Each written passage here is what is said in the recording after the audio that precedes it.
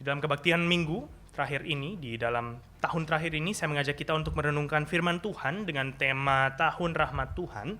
Dan kita akan merenungkan tema ini dari kitab Yesaya. Mari kita buka kepada kitab Yesaya,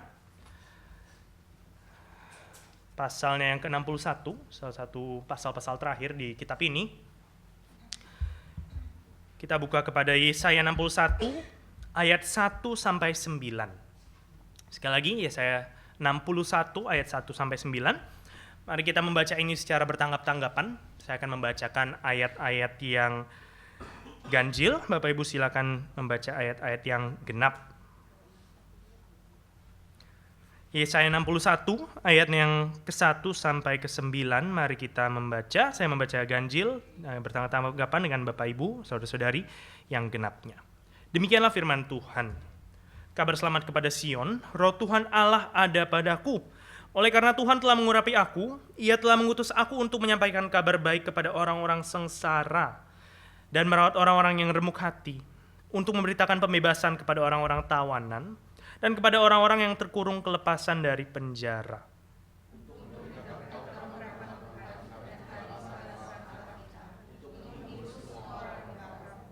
Untuk mengaruniakan kepada mereka perhiasan kepala ganti abu, minyak untuk pesta ganti kain kabung, nyanyian puji-pujian ganti semangat yang pudar, supaya orang menyebutkan mereka pohon tarbantin kebenaran, tanaman Tuhan untuk memperlihatkan keagungannya.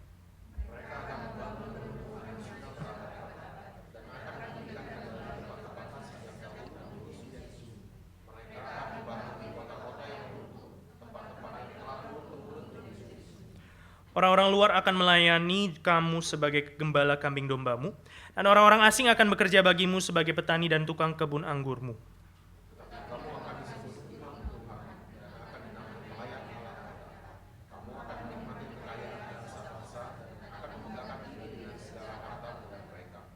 Sebagai ganti bahwa kamu mendapat malu 2 kali lipat, dan sebagai ganti noda dan ludah yang menjadi bagianmu, kamu akan mendapat warisan 2 kali lipat di negerimu, dan sukacita abadi akan menjadi kepunyaanmu.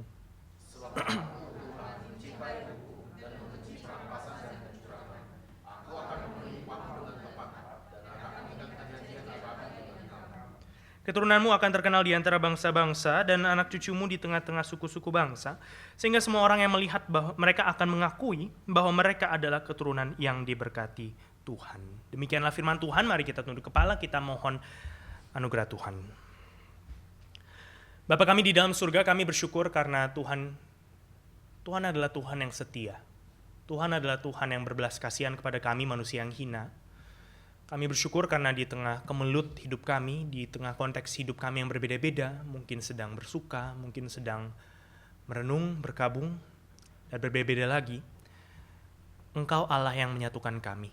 Engkau Allah yang mengundang kami ke hadirat-Mu, yang mengundang kami ke lutut-Mu, kepada kaki-Mu ya Tuhan, mendengarkan firman-Mu sekali lagi.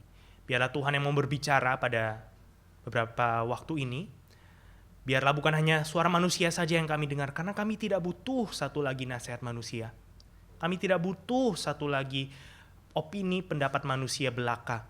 Tapi kami rindu ada hikmat dari Tuhan turun kepada kami pada hari ini juga. Kami rindu agar firman Tuhan dengan kuasanya dapat diberitakan pada kami sekali lagi. Berilah kami makan ya Tuhan, karena kami merana dan lapar kalau kami tidak mendapatkan makanan rohani. Karena kami bukan hanya hidup dengan apa yang dapat kami lihat, tapi terutama juga dengan apa yang tidak kami lihat, yang kami percayai di dalam iman kepada Yesus Kristus. Maka pimpinlah kami, selubungilah hamba-Mu yang hina ini di balik kasih setia-Mu, di balik firman-Mu, di balik salib-Mu. Dan kiranya ucapan yang diutarakan dari mimbar ini dan juga perenungan hati kami dapat berkenan di hadapan-Mu, ya Tuhan, gunung batu kami. Demi Yesus Kristus kami bersyukur, kami berdoa. Amin. Bapak Ibu saudara-saudari yang terkasih, kita ini salah satu hal yang penting yang perlu kita ketahui dalam hidup ini adalah mengenali waktu, peka akan waktu, gitu ya, peka akan waktu. Waktu itu menjadi suatu hal yang sangat menentukan hidup kita ya. Kita harus tahu dalam momen-momen hidup kita ini sekarang waktunya untuk apa? What's going on right now? What time is it? Waktu bisa kita lihat dari berbagai sudut pandang. Pada satu sisi kita bisa hayati pertama dari segi jadwal. Oke, saya ada jadwalnya ini itu, saya ada kalender tertentu, ada acara-acara tertentu. Kita semua punya jadwal ya, kita semua punya jadwal. Baik ada yang ditaruh di HP dengan detail sekali begitu ya, sampai per jam ada detailnya. Ada juga yang nggak ditulis, nggak dicatat, ya saya hafal lah kira-kira ini harus ngapain, nanti harus ngapain. Kita semua punya jadwal, ada yang lebih padat, ada yang tidak, tetapi regardless di dalam kurun waktu ini kita semua punya jadwal ya. Dari hal-hal kecil saja ada jadwal untuk kita bangun, ya. Ada jadwal untuk kita bekerja, pulang, lalu beristirahat. Ada jadwal untuk kita pergi sekarang ini ke gereja, waktu untuk makan, atau semakin besar lagi ya, hal-hal yang semakin besar, ada jadwal waktu untuk kita merayakan ulang tahun orang yang kita kasihi. Ada jadwal untuk pelayanan di gereja ya, seperti ya beberapa dari rekan-rekan saudara-saudari kita di sini. Ada juga jadwal untuk lapor pajak ya, yang kita semua deg-degan itu ya, dengan sistem baru yang kita masih kayak wah apa ini, barang baru gitu ya. Dan semua itu penting ya, karena jikalau kita miss jadwal-jadwal ini ya bisa berabe kan ya, bisa masalah. Kalau saya lupa contohnya hari ulang tahun istri saya bisa tidur di sofa berhari-hari. Enggak kan ya? Oh enggak. Oke, aman. Mungkin sehari aja cukup gitu ya. Kalau saya tidak tahu bahwa hari ini waktunya saya untuk berkhotbah gitu ya, dan lalu saya leha-leha, dan lalu bangun-bangun jam 9, jam 10, bertemu dengan Pak Adit ya. Oh Pak Jordan, belum ganti baju. Ganti baju untuk apa? Bapak khotbah. Saya nggak bawa jas, gimana dong? Saya pakai kaos aja Pak. Masa pakai kaos ya itu kan? Ya ngerti ya, saya bisa berabe gitu ya, mungkin saya bisa dikenakan disiplin sebagai pengkhotbah di Sinode GRI, atau kita bisa kebingungan cari pengganti. Atau kalau saya memilih untuk nggak mengikuti waktu begitu ya, ini waktunya sudah jadwalnya untuk membayar pajak, untuk melapor pajak, ya saya bisa dikenakan denda dan masalah-masalah yang sangat ribet. So itu satu sisi waktu dari segi pandang ya, sudut pandang jadwal begitu. Tapi kita juga bisa lihat waktu dari sudut pandang fase hidup. Contohnya ya, fase hidup. Kita hayati dalam pengertian ini lebih luas daripada cuma jadwal reguler atau jadwal-jadwal khusus. Melainkan ya ini fase hidup yang kita masuki selagi kita contohnya bertambah tua, atau di dalam pekerjaan karir kita naik pangkat di dalam profesi kita dan sebagainya. Dan ya sadar nggak sadar ini sudah suatu hal yang kita dengar dari kecil ya. Dari kecil nggak tahu Bapak Ibu bagaimana, tapi saya ya setidaknya ya pas TKB dibilang, kamu udah kelas TKB kok masih gini, bentar lagi udah mau SD loh. Gitu ya. Lalu udah SD, kena kelas 6 SD ditanyain, loh kok 6 SD kamu masih kayak gini tingkah lakunya? Saya 6 SD, udah lupa sih nggak ingat bagaimana ya, tapi Bapak Ibu mungkin ingat gitu ya. Kadang-kadang bisa digituin ya, dibilang, kamu udah kelas 6 kok masih kanak-kanak kayak begini sih, udah mau SMP loh. Kelas 6 kok masih dibangunin tidur sama orang tua, udah mau SMP loh, gimana nanti kamu remaja? Gitu. Lalu pas udah 9 SMP ditanya lagi, kenapa masih begini? Sebentar lagi SMA.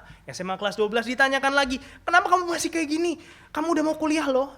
Dan setiap fase-fase itu ada kenapa begininya beda-beda gitu ya. Kamu udah TKB gitu, kenapa masih ngompol gitu contohnya ya. Maaf ya Bapak Ibu ya. Tapi ya nanti SD gimana? Kelas 6, kenapa masih dibangunin? Udah mau SMP, 9 SMP.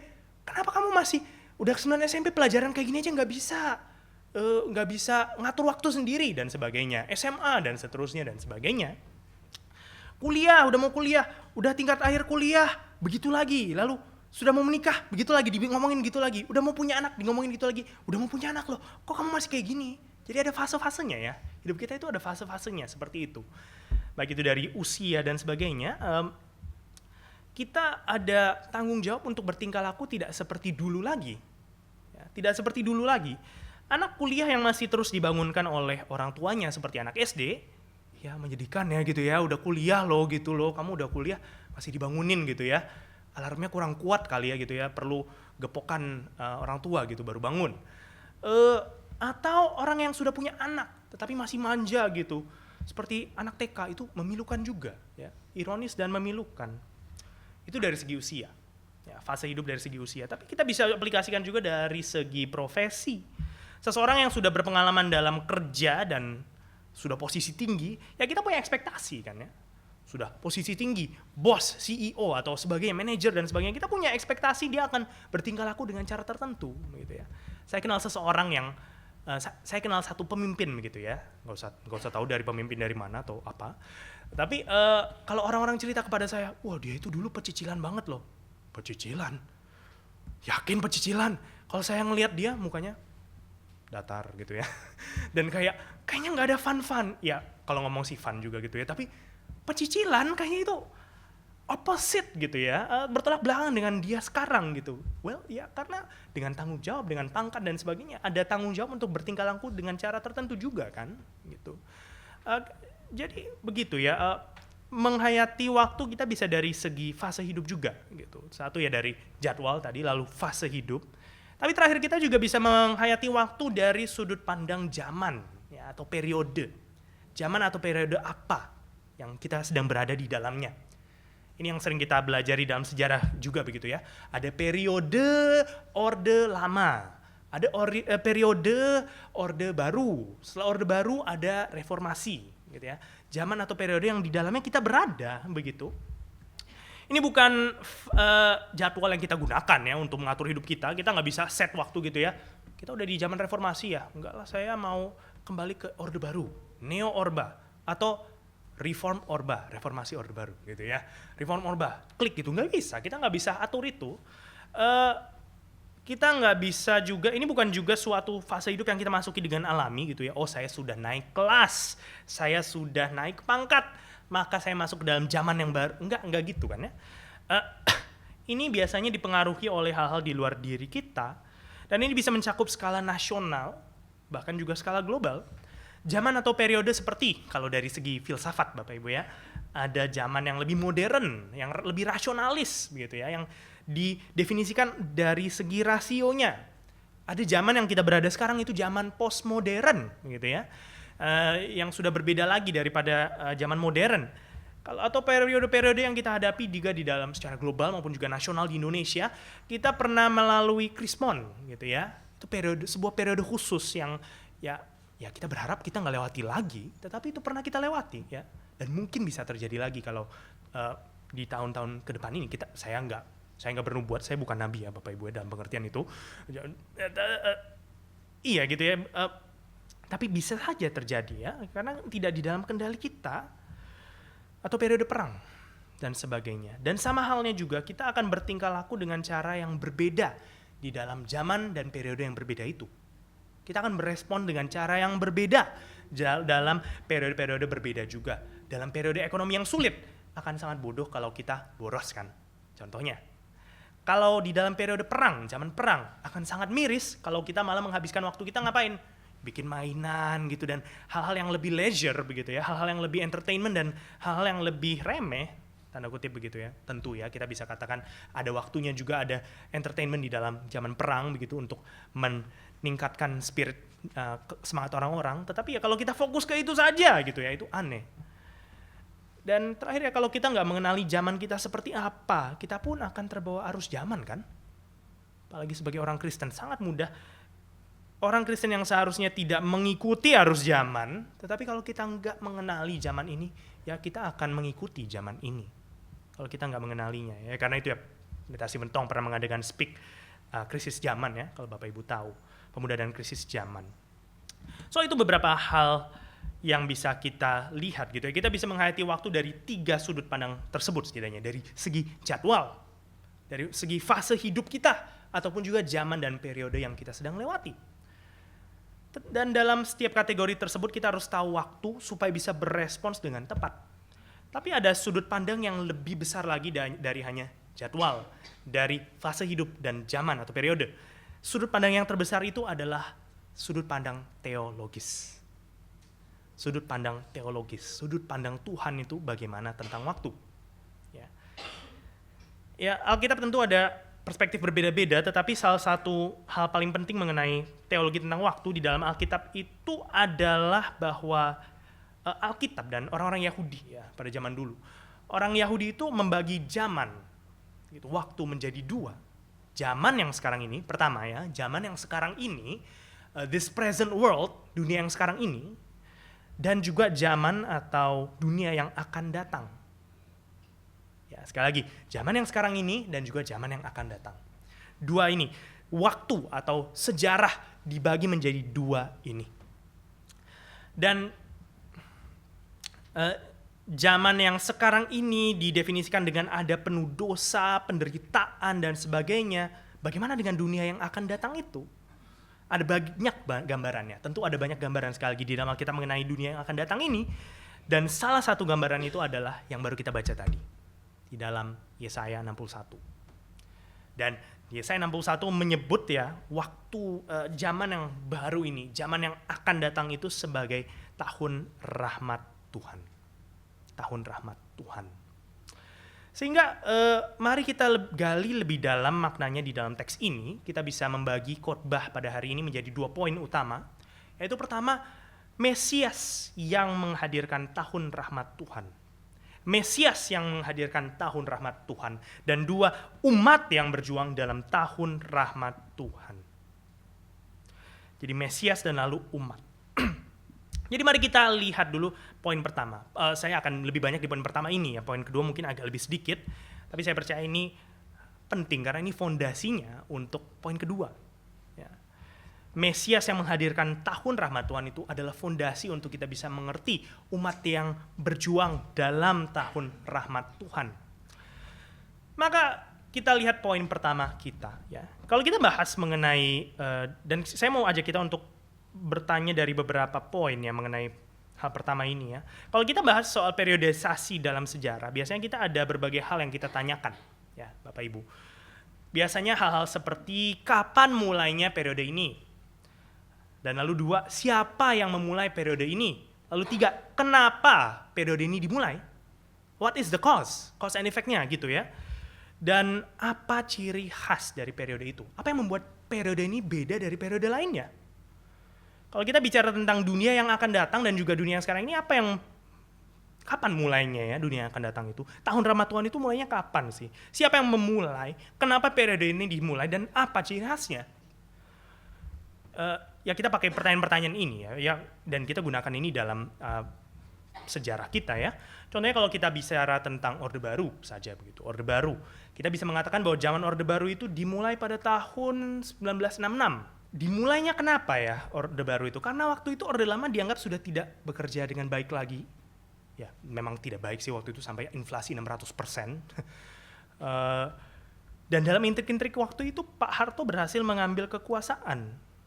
Dan apa ciri khas yang membedakan Orde Baru dengan Orde Lama? Ya salah satunya hal seperti kepemimpinan yang berpusat pada Pak Harto. Pemerintahan yang mungkin orang-orang bisa katakan ini rasanya tangan besi begitu ya.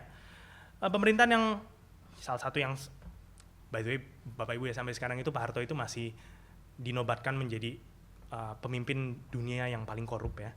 So, saya merujuk kepada itu untuk mengatakan ini. Pemerintahan yang waktu itu ya cukup korup, kolusi, nepotisme. Pemerintahan yang secara ekonomi lumayan stabil juga. Jadi kita bisa pakai pertanyaan-pertanyaan ini ya untuk membedakan, mengidentifikasikan kenapa zaman ini ya. Atau dan sebagainya begitu. So kita akan pakai struktur pertanyaan ini untuk membahas tentang tahun rahmat Tuhan ini. Ya. Dan mengikuti struktur perikop yang kita baca tadi, kita mulai dengan siapa dulu. Siapa? Saya baca ayat 1 itu. Roh Tuhan Allah ada padaku, oleh karena Tuhan telah mengurapi aku. Siapa yang menghadirkan tahun rahmat Tuhan ini? Dia yang diurapi oleh Roh Tuhan Allah.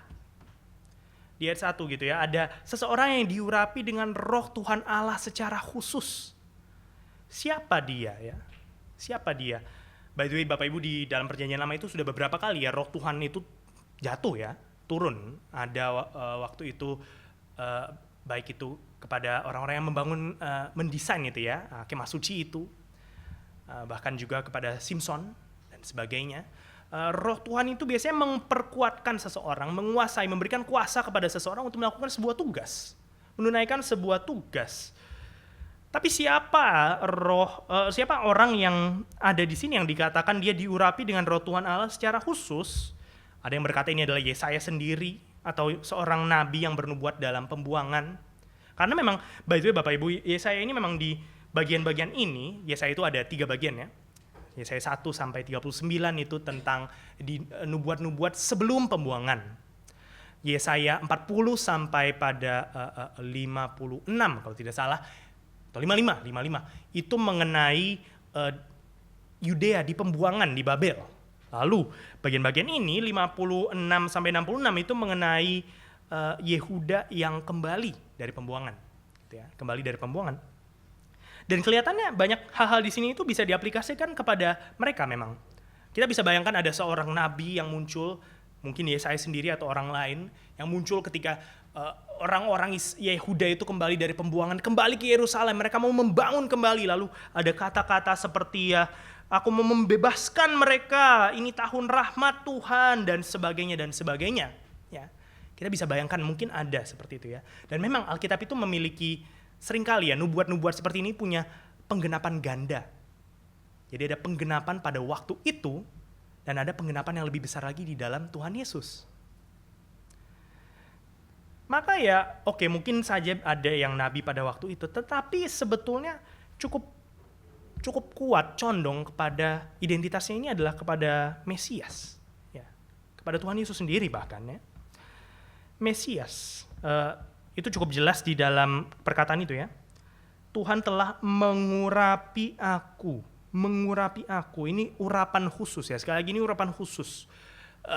Jabatan-jabatan di dalam Alkitab itu seperti raja, imam, dan nabi. Mereka itu diurapi dengan minyak. Tetapi orang ini diurapi dengan khusus dengan roh Tuhan Allah. Roh Tuhan Allah. Mesias ya Bapak Ibu ya. Mesias itu maksudnya apa sih? Coba kita pop quiz ya. Saya boleh tanya Pak Adit ya. Dengan hormat. Ya Mesias adalah oke. 100 Bapak sudah lulus. Oke. Iya, Mesias itu adalah yang diurapi ya basically ya Bapak Ibu ya. Istilah Mesias itu adalah yang diurapi. Istilah ini diterjemahkan dalam bahasa Greka dengan istilah Christos, atau ya kita serapi jadi Kristus gitu ya. Ini adalah titel jabatan ya. Jangan salah mengerti ya Bapak Ibu. Ada orang-orang yang mengerti, oh nama Tuhan Yesus itu adalah Yesus, lalu family name-nya, marganya Yesus, itu Kristus gitu ya. Aduh, jadi ada marga baru, marga Kristus gitu ya. Tapi nggak gitu ya. Kristus itu adalah sebuah title, sebuah jabatan. Ini bukan marga, dan bahkan ada yang bilang ini maksudnya keilahian. Bukan gitu. Ini adalah jabatan. Jadi kalau mau diterjemahkan bahkan ke harfiah ke bahasa kita, ini berarti Yesus yang diurapi. Ya, Yesus yang diurapi, Yesus Kristus, Yesus yang diurapi, Yesus the Messiah. Dan Sang Mesias, Yesus di sini diurapi Bapa dengan Roh Tuhan Allah. So jelas ini adalah Yesus sendiri. Dan dari mana kita melihat Tuhan Yesus diurapi dengan Roh Allah ya, Bapak Ibu ya? Ada yang ingat di dalam Injil? Ketika Tuhan Yesus dibaptis ya. Ketika baptisan Tuhan Yesus. Disitulah di mana Tuhan Yesus itu diurapi oleh Bapa dengan Roh-Nya. Secara publik ini seperti Bapa menyatakan, inilah, ya Bapa memang mengatakan, ini anakku. Inilah keturunan Daud itu, inilah Mesias itu. Yang aku urapi, yang aku kasihi, dengarkanlah dia. Dan bahkan Tuhan Yesus sendiri mengonfirmasi bahwa Yesaya 61 ini menunjuk kepada dirinya di awal pelayanannya. Kalau kita buka Lukas pasal 4 ya. Kita sama-sama buka kepada Lukas pasal 4. Tiap Injil mempunyai keunikan masing-masing mengenai apa yang disoroti, apa kejadian-kejadian yang disoroti, pelayanan apa yang pertama disoroti tentang Yesus. Kalau di Yohanes contohnya, pelayanan pertama yang disoroti, yang dilakukan oleh Yesus adalah apa? Pernikahan di Kana. Ya. Tetapi Injil-Injil lainnya tidak mencatat itu, karena bukan itu yang mau mereka soroti. Sementara di Lukas yang disoroti itu adalah ini ya. Di dalam Lukas 4, kalau kita lihat saja ke ayat 14 begitu ya. Dalam kuasa Roh kembalilah Yesus ke Galilea setelah diurapi oleh Bapa, setelah dibaptis, Yesus pergi ke padang gurun untuk diuji, dicobai, lalu kembali ke Galilea dan tersiarlah kabar tentang dia di seluruh daerah itu. Sementara itu ia mengajar di rumah-rumah ibadat di situ dan semua orang memuji dia. Lalu setelah laporan ini seperti report begitu ya. Setelah reportase ini, Lukas tiba-tiba menyoroti sebuah kejadian yang penting di sini. Yesus di Nazaret. Kita baca ayat 16 sampai pada 21. Kita baca bertambah-tambahan, saya ayat genap, Bapak Ibu ayat ganjil. Demikianlah firman Tuhan. Ia datang ke Nazaret tempat ia dibesarkan. Dan menurut kebiasaannya pada hari Sabat, ia masuk ke rumah ibadat lalu berdiri hendak membaca dari Alkitab.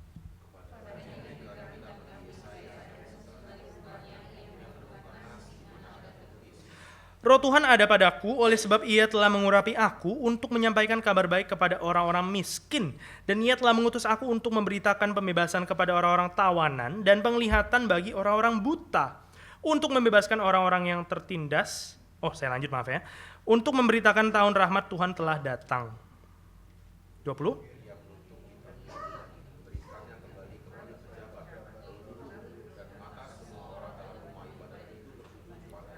Kita baca bersama-sama ayat 21. Lalu ia mulai mengajar mereka, katanya, pada hari ini genaplah nas ini sewaktu kamu mendengarnya. So, Tuhan Yesus jelas mengutip dari Yesaya pasal 61 ini. Dan Tuhan Yesus mengatakan, sudah digenapi pada hari itu juga.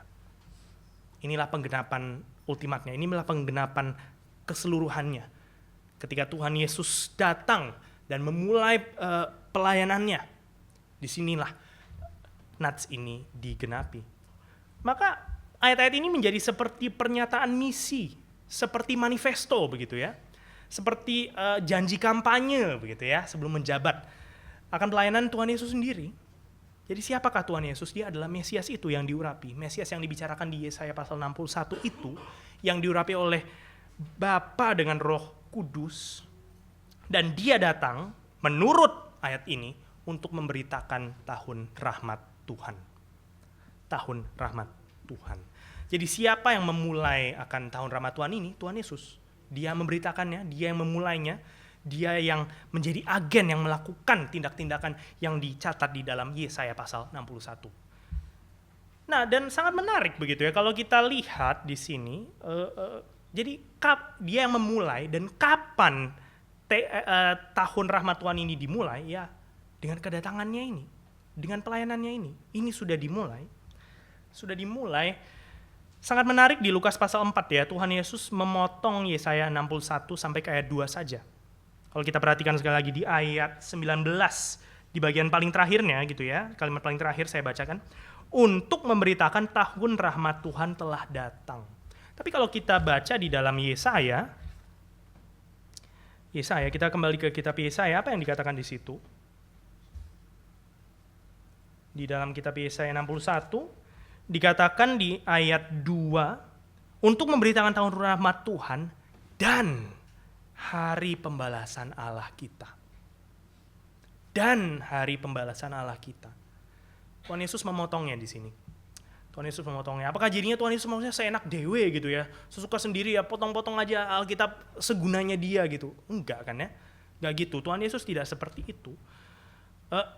Zaman dulu ya Bapak Ibu, gak gampang untuk buka Alkitab ya. Kita sekarang gampang banget ya, bisa dari buku atau sekarang bahkan HP langsung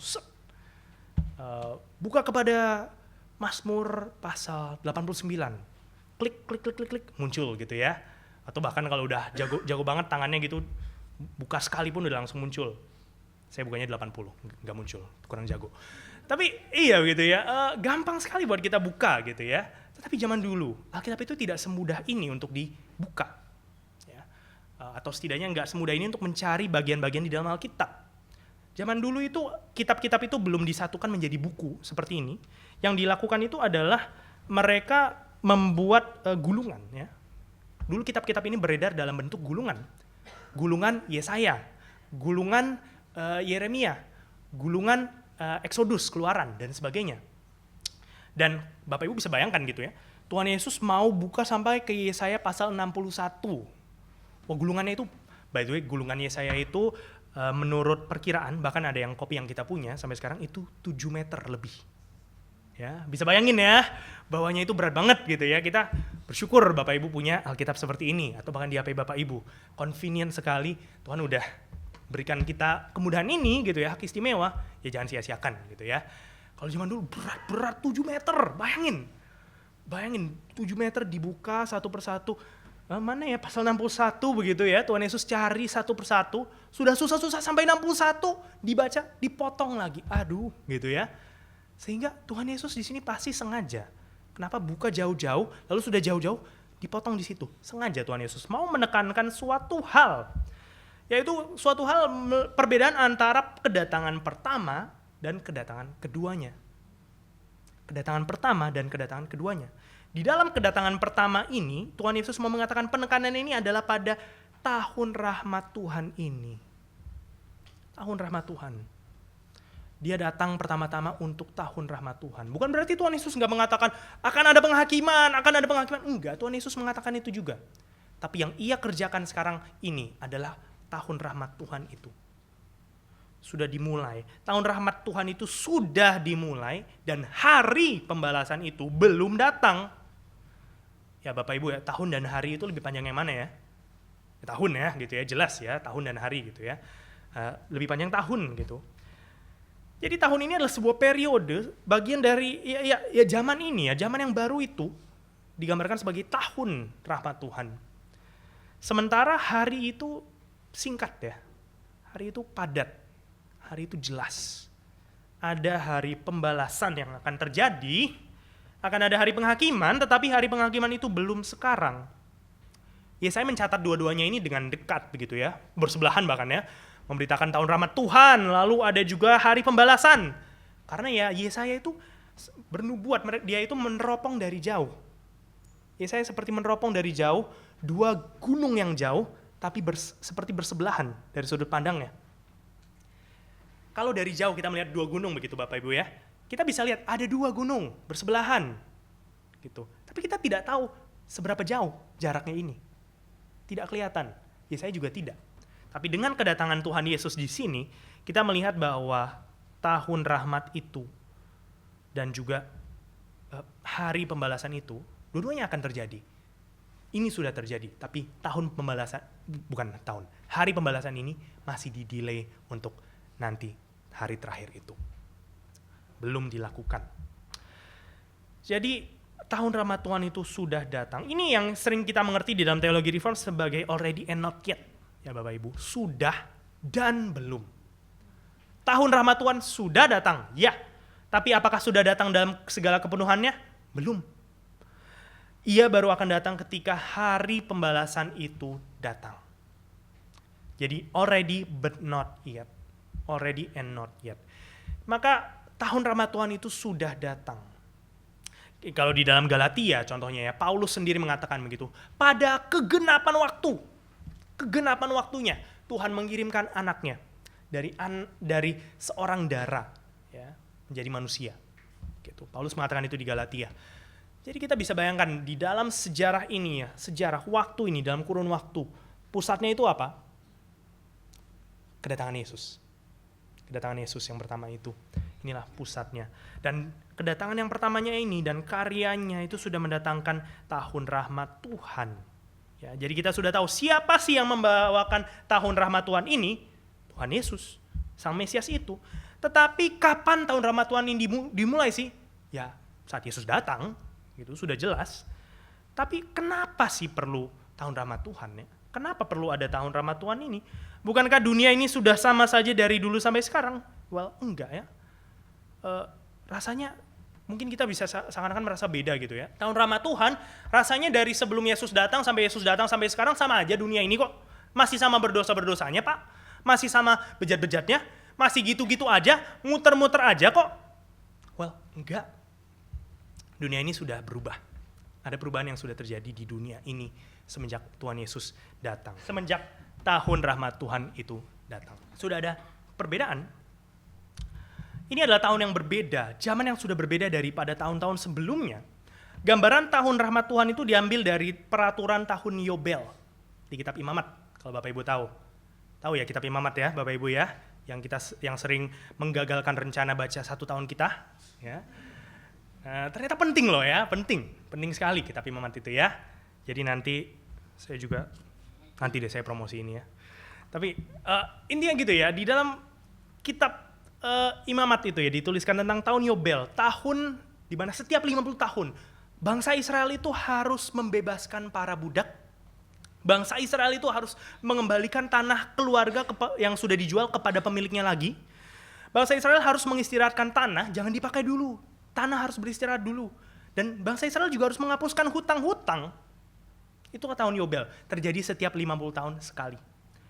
Tetapi di sini, jadi gambarannya adalah sebuah tahun pembebasan yang sangat holistik, sebuah tahun yang berbeda dari tahun-tahun lainnya, tetapi tahun Yobel itu hanya terjadi berapa kali? 50 tahun sekali.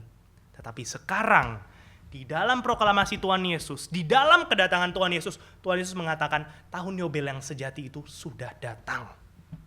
Tahun Yobel yang sejati itu, yang tidak akan berakhir itu, sudah datang. Yaitu tahun rahmat Tuhan. Tahun rahmat Tuhan ini juga gambarannya seperti tahun Yobel itu. Gambaran tahunnya itu sangat membebaskan. Ya, kalau saya baca sekali lagi di sini, Tuhan Yesus itu datang untuk menyampaikan kabar baik kepada orang-orang sengsara, atau dalam terjemahan lain seperti Lukas, orang-orang miskin. Tuhan Yesus datang untuk membebaskan orang-orang tawanan. Untuk orang-orang yang di penjara itu dilepaskan, atau dalam terjemahan lain, orang-orang buta itu bisa melihat. Orang-orang yang remuk hati dirawat, orang yang berkabung dihibur. Abu yang di dalam gambaran Alkitab itu menyatakan perkabungannya. Abu itu diganti dengan perhiasan kepala, kain kabung diganti dengan minyak pesta, semangat yang sudah pudar akhirnya bisa diganti dengan puji-pujian. Yang tadinya juga di awal Yesaya, umat Allah itu digambarkan sebagai pohon layu, sekarang menjadi pohon tarbantin kebenaran, yang kokoh, yang kuat, menjadi tanaman Tuhan yang Tuhan banggakan. Dan sekali lagi ya, tahun rahmat Tuhan ini bukan hanya 50 tahun sekali, seperti Tuhan rancangkan di kitab Imamat, melainkan ini sekali sampai selama-lamanya. Janji Tuhan Yesus ini mirip seperti tahun Yobel, tetapi melebihinya. Tapi kenapa perlu tahun Yobel seperti ini? Kenapa ya? Bukankah rasanya sama aja dari sebelum Yesus datang dan sesudahnya? Well, berbeda, sekali lagi ya, berbeda. Kita perlu tahun rahmat Tuhan ini yang abadi, karena kita tahu dunia ini sudah rusak. Ada satu penafsir yang menarik sekali ketika saya membaca berbagai penafsiran mengenai Yesaya 61 ini. Ada satu penafsir yang mengatakan dengan gamblang gitu ya. Saya pakai bahasa Inggrisnya, karena lebih ngena rasanya kalau pakai bahasa Inggrisnya. Nanti saya terjemahkan. Why is the year of the Lord's favor needed? The year of the Lord's favor, tahun rahmat Tuhan. Why is it needed? Kenapa kita perlukan? Dia bilang dengan sangat gamblang dan simple, because this world sucks. Ya. Karena dunia ini buruk gitu ya. Dunia ini buruk. Kita semua tahu ada something wrong dengan dunia ini. Baik kita orang Kristen, Islam, ateis, Buddhis sekalipun, semuanya tahu ada yang salah. Ada hal-hal baik tentu yang kita nikmati dalam dunia ini. Kita percaya Tuhan masih menopang, ada hal-hal yang baik yang kita nikmati dalam dunia ini. Bahkan orang-orang non-Kristen pun masih menghasilkan hal-hal yang baik. Kita nggak keluar lalu tiba-tiba ada orang langsung tembak kita, bacok kita, dan sebagainya kan, enggak gitu ya. Tuhan masih menahan, ada kebaikan bahkan di antara orang-orang yang nggak mengenal Dia. Bahkan banyak sekali hal-hal di dalam budaya yang non-Kristen pun bisa kita pakai sekarang. Saya nggak tahu apakah mic ini dibuat oleh orang Kristen atau enggak ya. Tapi saya pakai kan ya, karena ini hal yang baik gitu yang perlu kita pakai. Kalau nggak susah gitu ya. Atau mau coba khotbah nggak pakai. Gitu ya, banyak hal-hal yang baik yang kita nikmati gitu ya. Laptop ini banyak kali di sini kita nikmati itu bukan orang Kristen yang bikin kok. Bukan begitu. Dan bahkan di ayat 6 dikatakan ya, ada banyak kekayaan dari bangsa-bangsa yang akan datang ke Yerusalem yang kita nikmati. Tapi kalau kita mau jujur melihat dunia ini ya, kita semua tahu ada yang salah sekali lagi. Sebaik apapun ada yang kita lihat di dalam dunia ini, ada yang salah. Selalu dibayang-bayangi oleh kesulitan. Dan cara kita berespons dalam dunia ini sangatlah penting. Ya. Sangatlah penting. Jadi sekali lagi ya, kita membutuhkan tahun rahmat Tuhan ini karena dunia ini rusak. Kita membutuhkan tahun rahmat Tuhan ini karena kita orang berdosa. Kita butuh tahun rahmat Tuhan ini karena ya there's something wrong. We need healing. Kita butuh perubahan. Dan pertanyaannya sekali lagi kita berespons bagaimana terhadap panggilan ini, bahwa kita butuh tahun rahmat Tuhan ini, bahwa Tuhan Yesus datang untuk menyampaikan kabar baik bagi orang sengsara atau miskin, untuk merawat orang-orang yang remuk hati dan sebagainya. Bagaimana respons kita ya? Cara kita berespons dalam dunia seperti ini sangat penting. Ya, nggak sulit untuk putus asa ya kalau kita melihat dunia ini sekarang, Bapak Ibu. Kita lihat politik, kita lihat bencana alam, kita melihat oke, politik Indonesia gitu, tapi ya udah politik global deh. Aduh, sama aja. gitu ya. Kemana-mana rasanya, aduh ya udah deh saya retreat ke komunitas saya aja deh, ke lingkaran teman-teman kita. Drama muncul, aduh. Ke keluarga deh, berantem sama anak, aduh, sama istri, aduh gitu ya. Rasanya masalah di mana-mana gitu dan gampang untuk putus asa. Dan responsnya ketika kita melihat masalah-masalah seperti ini tentu ada dua ya. Kita bisa menjadi orang yang sadar akan ketidakmampuan kita, lalu cari Tuhan. Atau kita bisa jadi orang-orang yang cari jalan sendiri dan gak menggubris Tuhan. Kita bisa menjadi orang-orang yang sadar akan kerusakan kita, kemiskinan kita. Seperti yang Pak Adit tadi doakan ya begitu. Atau kita bisa menjadi orang-orang yang merasa, gak perlulah, bisalah, I'm a self-made man. Saya ini manusia saya seorang laki-laki yang sudah self-made, saya udah gede kok ya, saya nggak perlu lah itu isapan jempolmu yang kamu sebut Tuhan itu. Saya nggak perlu lah ya, atau ya bisa cari bantuan dari yang lain juga lah ya, nggak perlu Tuhan doang lah ya.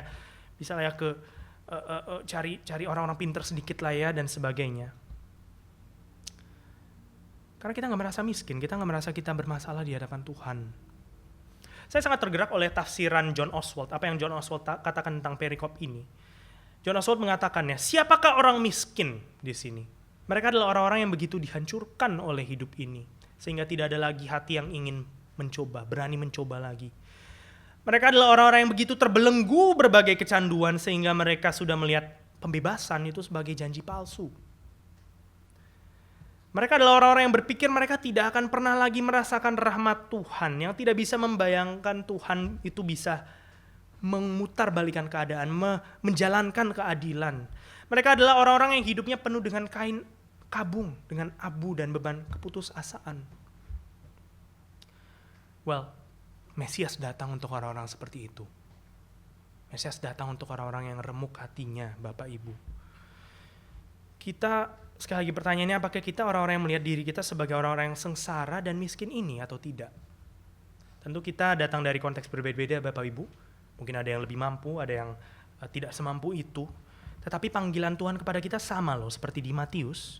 Berbahagialah mereka yang miskin di hadapan Allah. Berbahagialah mereka yang miskin di hadapan Allah. Berbahagialah mereka yang lapar. Berbahagialah mereka yang haus akan kebenaran. Pertanyaannya, kita lebih mirip yang mana ya? Apakah kita haus akan kebenaran? Apakah kita lapar? Apakah kita orang-orang yang sadar kita ini miskin di hadapan Allah?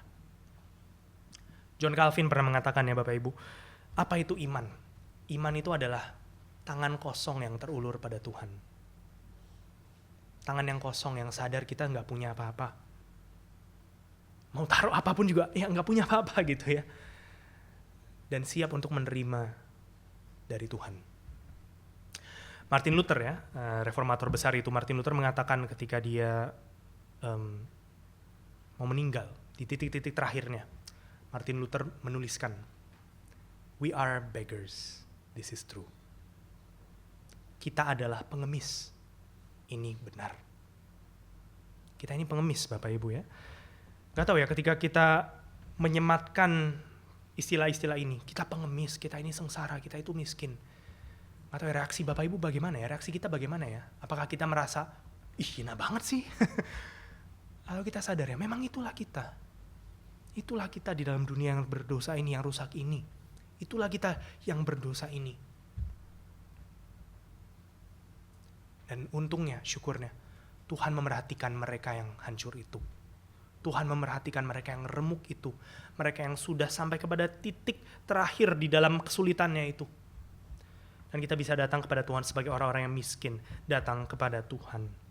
Celaka kalau kita kadang malah merasa sanggup di hadapan Tuhan. Ketika kita malah merasa, oh Tuhan you need to help me. Oh saya bantuin Tuhan deh ya.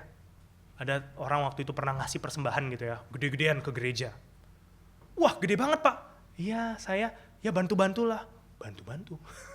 Udah denger gitu ya, bantu-bantu. Iya saya ke gereja, ke kelenteng, ke masjid semua. Saya bantulah, bantu-bantulah. Kasian lah mereka ya. Aduh, masih mikir gitu ya. Tuhan perlu dibantu ya gitu ya. Itu celaka kalau kita sampai berpikir seperti itu Bapak Ibu. Tentu dengan takaran yang sehat kita bisa mengerti bahwa ya kita mau berbagian. di dalam gereja. Kita mau berbagian, melayani dan sebagainya. Tapi jangan sampai kita memiliki sebuah spirit membantu. Pak Tong selalu mengatakan ya Bapak Ibu, nobody comes to help, nobody comes to contribute, everyone comes to learn and serve. Ya.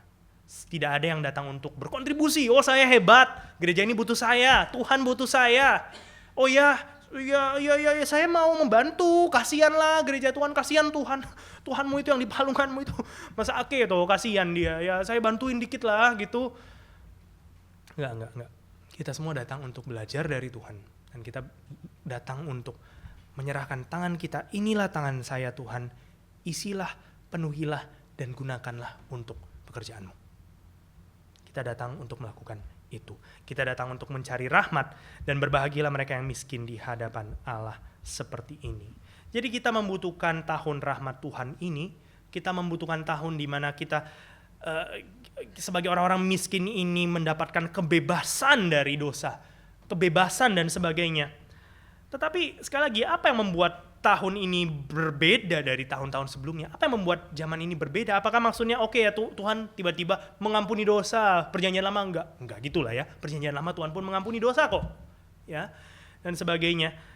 Tiba-tiba mengabarkan bebas-bebas, dulu mengatakan hukum-hukum. Enggak, karena kita percaya juga pada hukum pun juga ada kebebasan ya, dalam hukum Taurat. Tapi apa yang membuat berbeda zaman ini? Sekali lagi ada berbagai perspektif, tetapi setidaknya salah satu perspektif yang kita bisa lihat dari Lukas mengenai apa yang Yesus katakan dan kerjakan setelah dia mengutip ini adalah bahwa ini adalah zaman di mana setan itu sudah dikalahkan. Sekali lagi, apa yang membuat zaman ini beda dari zaman sebelumnya, membuat tahun rahmat Tuhan ini beda, yaitu setan sudah dikalahkan. Ini sudah dimulai di awal Lukas 4 ketika Tuhan Yesus dicobai setan dan lalu dia menang. Setan sudah di-crush di situ. Lalu setelah itu Yesus terus mengeksorsis, mengusir setan dan sebagainya, sampai akhirnya Tuhan Yesus mengalahkan setan di kayu salib itu. Itulah titik di mana betul-betul setan itu sudah dikalahkan. Bapak Ibu, ada salah satu aliran penafsiran PL yang mengatakan bahwa setelah Babel terjadi ya, di situ kan bangsa-bangsa terserak ya kemana-mana. Dan ada satu aliran penafsiran yang mengatakan bahwa ada berbagai kuasa jahat yang menguasai bangsa-bangsa berbeda ini. Sekali lagi, bangsa-bangsa diserahkan kemana-mana, dan mereka juga diserahkan kepada berbagai macam kuasa jahat. Berbagai kuasa jahat inilah yang menjadi penguasa bangsa-bangsa yang disebutkan contohnya di dalam Paulus, teks-teks Paulus ya. Paulus mengatakan bahwa Kristus melucuti kuasa-kuasa di angkasa, di udara. Penguasa-penguasa yang mencengkram berbagai bangsa-bangsa ini. Ada juga di dalam teks-teks Injil pun dikatakan bahwa Kristus itu mengikat setan. Ya. Kristus mengatakan bahwa setan itu perlu diikat. Orang kuat itu perlu diikat supaya rumahnya bisa dijarah, supaya umat manusia bisa dirampas keluar dari kuasa setan, dari kuasa iblis si jahat itu. Maka inilah yang membuat tahun rahmat Tuhan ini berbeda. Kristus sudah datang, Kristus sudah mengatakan dan melakukan karyanya, dan pada titik puncak karyanya itu dia sudah betul-betul menghancurkan setan bukan once and for all kali ya, tapi setidaknya dalam pengertian dia sudah mengalahkan setan secara betul-betul. Setan itu sudah kalah. Ketika kita melihat setan itu mengerikan. Ada yang pernah lihat setan di sini? Bukan yang di website Primbon itu ya, Bapak Ibu ya. Yang tahun 2000-an populer itu ya. Tapi ya si jahat itu ya, si iblis itu ya. Kita bayangkan dia seperti singa gitu ya. Petrus juga mengatakan dia seperti singa yang mengaum-ngaum mencari mangsanya. Tapi dia adalah singa yang sudah ompong sebetulnya. Singa yang sudah dikalahkan. Peperangan sudah dimenangkan oleh Tuhan Yesus. Tetapi pertarungan masih berlanjut. Sekali lagi ya. Peperangan itu sudah dimenangkan. Tuhan Yesus sudah mengalahkan setan. Tetapi masih ada perjuangan yang harus dilakukan di dalamnya.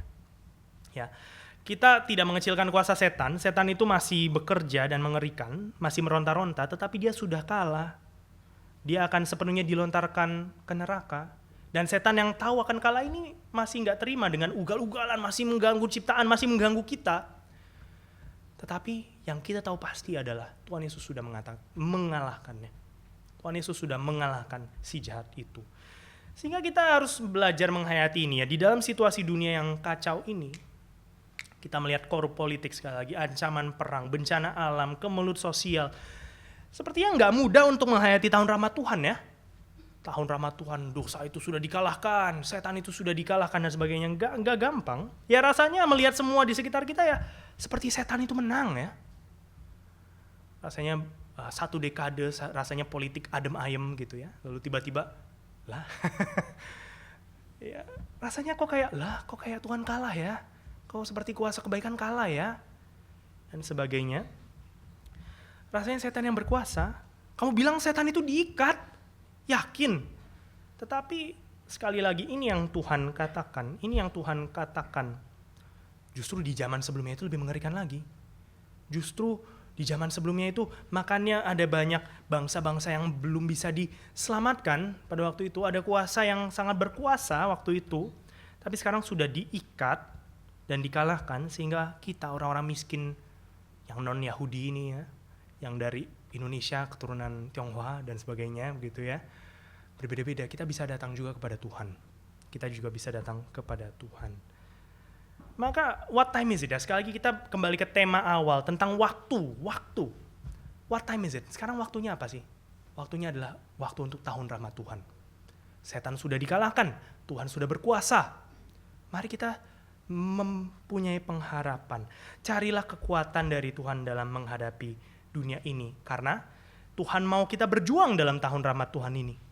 Tuhan bukan cuma mau kita, oke, kamu sudah dibebaskan, oke, kamu nanti masuk surga, oke, kamu sudah ini, sudah itu, oke, kamu yang dari luar ini akhirnya bisa masuk, oke, bagus, puji Tuhan, haleluya, masuklah ke surgaku yang kekal. Enggak, Tuhan mau kita juga menjadi umat yang berjuang dalam tahun rahmat Tuhan. Sekali lagi, dia bukan hanya Mesias yang menghadirkan tahun rahmat Tuhan, tapi ia juga mau bekerja melalui umat yang berjuang di dalam tahun rahmat Tuhan. Sehingga di dalam sisa 10 menit terakhir ini, mari kita renungkan secara singkat poin terakhir ini. Umat yang berjuang dalam tahun rahmat Tuhan. Secara singkat saja begitu ya. Kita nggak berhenti dalam Tuhan yang sudah menghadirkan tahun rahmat Tuhan. Seharusnya ini membuat kita bukan cuma, oh ya ada attitude yang berbeda begitu ya. Oh saya punya pengharapan, saya masuk ke surga nantinya begitu. Kita sering punya konsepsi kekristenan kadang seperti itu ya. Oh ya, kekristenan itu apa sih? Seperti pelampung lah ya, pelampung. Ada banyak yang akan binasa, ada banyak yang gak percaya Tuhan. Saya kirim pelampung iman. Oke, kamu sudah percaya iman kepada Tuhan Yesus. Oke, kamu masuk ke surga sekarang. Tapi gak itu aja kan ya. Kekristenan bukan cuma tentang itu. Kekristenan itu juga tentang yang di sini dan sekarang.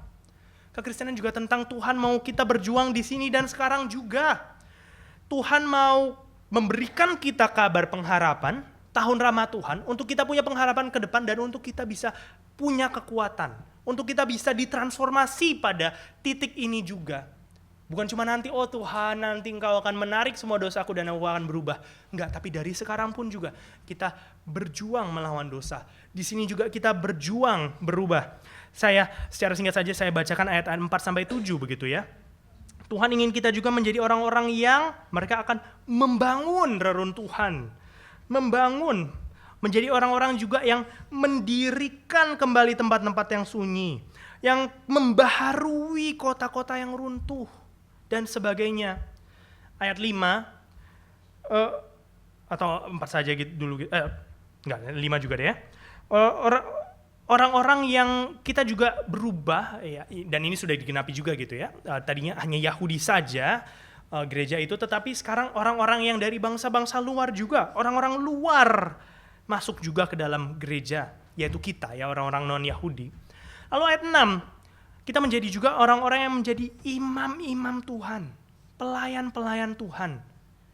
Jadi bukan cuma kita jadi bahagia dan sebagainya, enggak, tapi juga diutus menjadi pelayan-pelayan Tuhan, menjadi imam-imam Tuhan, menjadi orang-orang yang Israel tadinya gagal menjadi imam-imam. Kita menjadi imam-imam Tuhan, kita menjadi pelayan-pelayan Tuhan. Bukan cuma orang-orang yang berdiri mimbar seperti saya, tetapi masing-masing dari kita pun juga dipanggil menjadi imam-imam. Orang-orang yang mewakili Tuhan di dalam dunia ini. Mewakili Tuhan di dalam dunia ini. dan menikmati kekayaan bangsa-bangsa di dalam Tuhan. Dan bahkan terakhir di ayat 7 ya dikatakan mendapatkan warisan 2 kali lipat. Maksudnya warisan sulung itu ya, warisan sulung. Penjelasan seorang teolog bernama Christopher Ash sangat indah di sini. Dia mengatakan bahwa ayat 4 terutama ya, memiliki gambaran tentang Yerusalem yang tadinya rusak, tadinya miskin dan sebagainya. Ya no wonder ini memang teks yang diberitakan kepada orang-orang yang mau balik dari pembuangan kan. Ya, jadi no wonder memang gambarannya itu ya rusak, reruntuhan, sunyi, kota runtuh dan sebagainya. Tetapi Christopher Ash mengajak kita memikirkan sekali lagi, lebih dalam lagi. Sebetulnya apa sih yang lebih rusak daripada puing-puing Yerusalem ya? Christopher Ash mengatakan yang lebih rusak lagi adalah sejarah manusia, bukan? Peradaban manusia, bukan? Kehidupan manusia dan seluruh intrik-intrik sejarahnya, bukan? Ya Bapak Ibu ya, kalau sejarah itu asli loh ya Bapak Ibu ya. Mungkin kalau Bapak Ibu menganggap kurang asik, mungkin guru sejarah Bapak Ibu pas di SD kurang bagus gitu ya. Atau udah bagus tapi ya nggak tahu lah ya. Tapi sejarah itu asik gitu ya. Salah satunya asik itu melihat apa sih? Ada banyak drama gitu ya. Ada banyak intrik-intrik yang sebetulnya yang menyedihkan sih ya. Tapi memang gitu ya, kita lihat sepanjang sejarah aja banyak banget kehancurannya loh. Kita lihat ke sejarah Indonesia. Waduh. Kita lihat ke sejarah, oke kita cari tempat yang lain yang lebih mulia kali ya. China.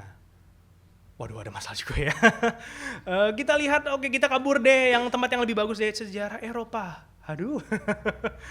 Mau belajar sejarah Eropa Bapak Ibu, sejarah abad pertengahan itu hancur-hancuran ya. Hancur-hancuran. Sejarah Amerika. Haish, gak ada satupun sejarah manusia yang baik ya. Penuh dengan puing-puing, penuh dengan reruntuhan, penuh dengan kehancuran. Bukan hanya benda dan juga gedung, tetapi simply moralitas, kehidupan dan sebagainya. Hancur lebur, kehidupan manusia hancur lebur karena dosa samalnya dengan semua masyarakat di bumi ini. Dan Christopher Ash mengatakan di tengah-tengah puing ini ada seorang yang membangun ulang, yaitu Mesias itu, yaitu Yesus Kristus itu. Dan Kristus memilih untuk membangun ulang kehidupan dan masyarakat di dalam bumi ini melalui umatnya. Melalui umatnya yang ditransformasi. Tuhan mau menebus, makanya di dalam gerakan ini kita mau menebus budaya, kita peduli sekali dengan edukasi dan sebagainya karena kita sadar betul ya. Bapak Ibu nggak tahu Bapak Ibu bagaimana ya kalau melihat Indonesia, pilu nggak ya hati Bapak Ibu ya? Saya sering sekali pilu, sering mau menangis jujur melihat kondisi bangsa kita.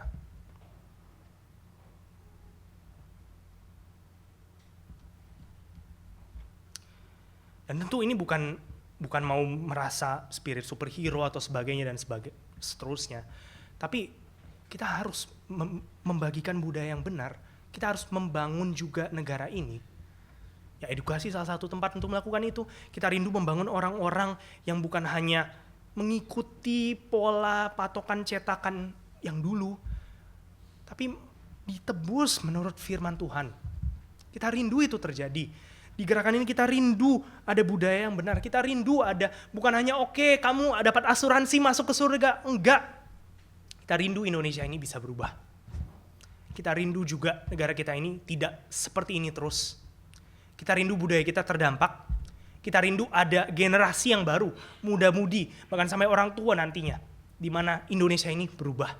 Sungguh berubah, tidak seperti ini terus. Dan sungguh yang bisa melakukan itu apa? Firman Tuhan. Budaya yang dibentuk oleh Tuhan. Kita mengagung-agungkan budaya-budaya di Barat, di Singapura dan sebagainya. Ya saya mengagungkan itu juga yang maksudnya bagus gitu ya. Kemarin baru sempat keluar negeri lihat, aduh bagus banget ya tata kotanya dan sebagainya begitu. Moralitasnya ya enggak sepenuhnya bagus juga sih, tapi setidaknya ada standar lah begitu. Kebanyakan apa sih? Kenapa bisa begitu? Ya ada dampak Kristen Bapak Ibu. Ada dampak Kristen di sana. Mungkin mereka sudah melepaskan itu, sudah cabut dari kekristenan, tetapi masih ada dampak Kristen di sana yang ketinggalan gitu ya. Ada seorang sejarawan bernama Tom Holland. Ini bukan Tom Holland yang Spider-Man ya. Ada juga Tom Holland sejarawan namanya Tom Holland. Dia mempelajari, dia sekuler ya, orang sekuler, bukan orang Kristen. Tapi dia mempelajari sejarah kebudayaan Barat. Dia terkagum-kagum, dia tercengang akhirnya dia melihat kebudayaan barat itu bisa sampai seperti ini sekarang, ini jelas karena kekristenan. Ini bukan karena budaya Greka, Romawi itu mulia, enggak. Tapi karena kekristenan. Ada bibit-bibit kekristenan yang sudah merubah pola yang sebelumnya. Kenapa sekarang kita lebih peduli kepada orang-orang? Kenapa Barat begitu peduli kepada orang-orang yang sakit dan sebagainya? Karena ada orang Kristen dulu yang ada di dalam, yang menghamirkan budaya Barat itu. Kenapa begitu peduli dengan integritas dan sebagainya dan seterusnya? Ada pengaruh Kristen. Sekali lagi ya, saya bukan mengutip orang yang non-Kristen, yang Kristen ya, yang memang pro, saya ini orang Kristen, saya mau support Kristen. Enggak, saya mengutip seorang yang ateis, sekarang sih akhirnya dia tergerak dan mulai consider Kristen ya. Tetapi tadinya ateis gitu, bukan mau support Kristen, tetapi kaget karena ternyata pengaruh Kristen sebegitu besarnya. Dan dia sadar, kalau dia harus pilih hidup di dalam negara yang dipengaruhi kekristenan atau enggak, ya dia harus pilih yang dipengaruhi kekristenan. Karena memang lebih baik. Lebih baik. Kalau kita rindu, kekristenan harus punya pengaruh juga di Indonesia. Kekristenan harus bisa membagikan kebenaran juga di dalam Indonesia. Dan Tuhan mau menggunakan kita. Sekali lagi, Tuhan mau menggunakan umatnya yang ditransformasi untuk berjuang di sini. Tuhan perlu kita nggak sih? Nggak perlu. Nggak perlu ya. Kita itu nggak efektif ya Bapak Ibu ya. Kalau kita mau ngomong efektivitas ya, kita nggak efektif banget ya. Bapak Ibu sendiri mungkin dari tadi dengar saya sendiri berpikir gitu ya. Aduh, penggunaan kata saya nggak efektif banget ya.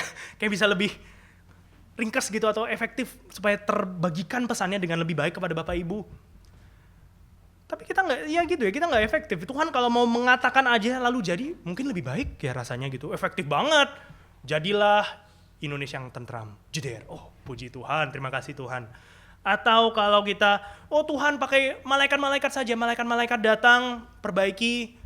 Wah, selesai, puji Tuhan. Tapi Tuhan gak memilih untuk menggunakan malaikat. Tuhan gak memilih untuk berfirman saja. Tuhan memilih Bapak, Ibu, dan saya. Tuhan memberikan kita hak istimewa untuk memperjuangkan kerajaannya.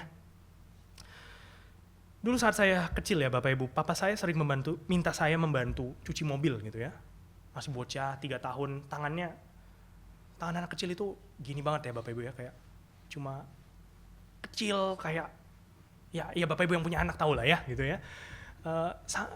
Mungkin letoy gitu ya, mau nyuci jatuh atau dan sebagainya gitu.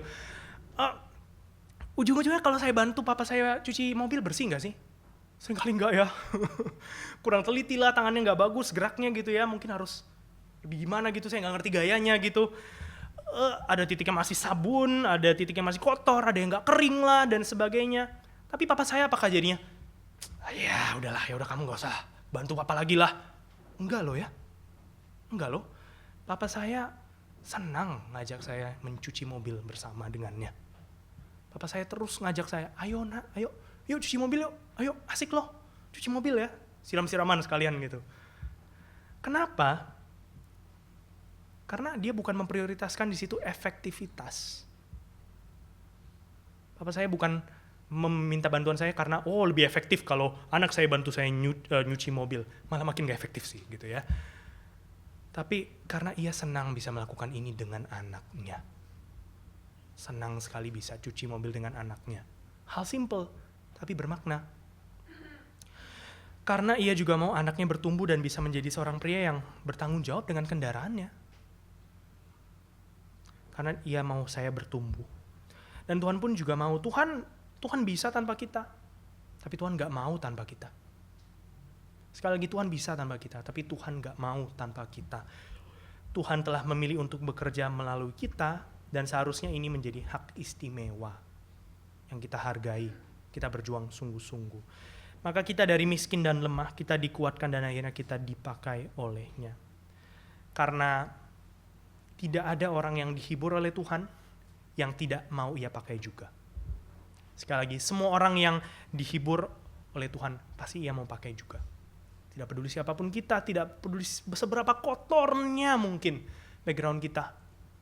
Di dalam Tuhan ada pengampunan dan Tuhan bahkan mau mentransformasi kita untuk menggunakan kita sebagai showcase-nya di dalam dunia yang hancur ini. Itulah yang Tuhan rindukan dari kita. Tuhan rindukan dari kita. Mungkin kita nggak mulai dari hal yang besar ya, kita nggak expect tiba-tiba satu persatu dari kita di sini khotbah KKR gitu ya, seperti Pak Tong atau Pak Jimmy. Pak Adit mau coba? Saya bisa bicara ke Pak Jimmy. Pak Adit ini pengkhotbah awam yang sangat baik. Baik kan? Ya baiklah ya, baik. Gitu, tapi enggak ya gitu ya. Kita enggak langsung gitu mungkin ya. Mungkin dari hal sederhana yang kita lakukan di dalam gereja. Mungkin simply dari hal kita berpartisipasi dalam persekutuan gereja. Mulai dari pelayanan-pelayanan kecil sekalipun. Ataupun juga dari dalam hal-hal yang lebih sekuler.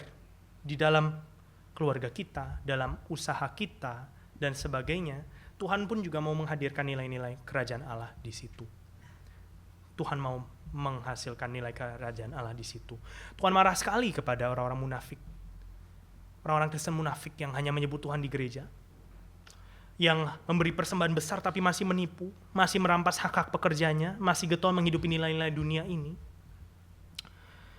Ini semua tidak berkenan di hadapan Tuhan. Tuhan rindu kita menjadi umatnya yang ditransformasi, yang memiliki pengharapan. Karena kita tahu peperangan ini sudah dimenangkan. Sekali lagi setan sudah dikalahkan. Dia belum dihukum. Belum. Dia masih diizinkan untuk mengganggu, merecoki kita. Bahkan dengan cara-cara yang mengerikan mungkin. Tetapi ketahuilah Bapak Ibu, sekali lagi biarlah kita punya penghiburan bahwa peperangan ini sudah dimenangkan. Tahun rahmat Tuhan itu sudah datang. Tahun ini sudah tidak seperti tahun-tahun sebelum Yesus datang. Ini adalah zaman yang sudah berbeda. Maka sekali lagi marilah kita tahu waktu. Kita tahu waktu yang terjadi sekarang ini. Kita bukan hanya tahu what is the time right now. Tapi kita juga tahu, kita kenal Dia yang menentukan waktu. Dan itulah yang menjadi kekuatan kita sungguh-sungguh. Zaman ini terlihat menyeramkan. Tetapi dari sudut pandang Tuhan, semuanya ini sudah dilingkupi oleh tahun rahmat Tuhan juga. Sudah dimulai dari kedatangan pertama Yesus dan akan digenapi dalam kedatangan keduanya. Jadi, what time is it? Apakah kita mau bergiat dalam pekerjaan Tuhan? Kemenangan Tuhan sudah pasti sulit, tetapi Tuhan memanggil kita. Maka pada tahun baru nanti, mari kita ingat, ini hanyalah satu tahun baru di dalam kalender manusia. Indah nggak? Indah. Mungkin lihat mercon, ngelihat kembang api dan sebagainya gitu ya. Buat resolusi-resolusi baru, buat kita new start, fresh start di dalam pekerjaan, di dalam sekolah dan sebagainya. Tapi marilah kita ingat, di dalam skala lebih besar lagi, dalam kalender ilahi, tahun baru yang penuh rahmat itu sudah datang. Belum sepenuhnya, tapi sudah datang. Tahun baru itu yang penuh rahmat sudah datang, dan kita bisa berjuang karena kalender manusia yang fana ini tidak akan menentukan tujuan akhir kita. Ada kalender yang sudah menentukan tujuan akhir kita yang sudah ditentukan oleh Tuhan sendiri. Kira ini menguatkan kita semua. Mari kita tutup di dalam doa. Amin. Mari kita berdoa. Bapa kami di dalam surga, kami bersyukur karena kami sudah masuk dalam tahun rahmat Tuhan. Engkau telah merampas kami keluar dari cengkraman setan. Dan kami bisa beriman kepadamu, kami bisa percaya kepadamu. Dan kami bersyukur ya Bapa. Biarlah kami terus hidup di dalam ucapan syukur tersebut. Biarlah kami bukan hanya sadar siapa Mesias yang sudah mendatangkan tahun rahmat Tuhan itu. Tetapi biarlah kami juga menjadi umat yang berpartisipasi, berjuang di dalam tahun rahmat Tuhan ini. Karena ini bukan tahun di mana kegelapan itu berkuasa. Kegelapan masih meronta-ronta, tetapi kami melihat menembus awan-awan itu. Kami melihat di tahtamu, engkau sudah menang. Di tahtamu, engkau yang tadinya dijadikan manusia yang hina itu, engkau sudah dipermuliakan. Dan kami menantikan waktu di mana kami juga akan bersamamu ya Bapa. Tapi sebelum itu terjadi, tolonglah kami untuk berjuang. Di gereja ini, di Mary Pontianak ini, di dalam usaha kami, di dalam keluarga kami, biarlah menjadi tempat-tempat oasis di mana orang-orang bisa menikmati tahun rahmat Tuhan itu. Terima kasih Bapa di dalam surga, kami sudah melihat keselamatanmu. Sekarang izinkanlah kami pergi di dalam nama Tuhan Yesus. Amin.